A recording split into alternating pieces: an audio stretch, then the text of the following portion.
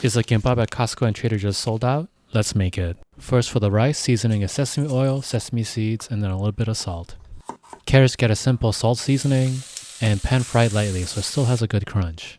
Next for the spinach, a 30-second blanch in salt water. The salt solution will ensure a bright green color. Make sure to squeeze gently. Seasoning will be salt, sesame seeds, and sesame oil. Toss that salad gently. Toss my salad and let them eat me, and we straight. Nice.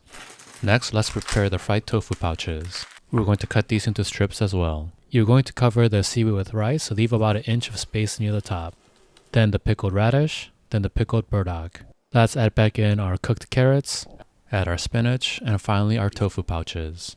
Make sure to keep everything tight while you're rolling. Tight, yeah! Tuck in the ingredients with your fingers. Beautiful.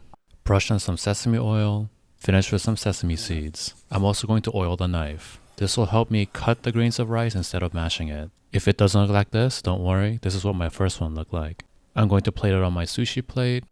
Let's have a taste.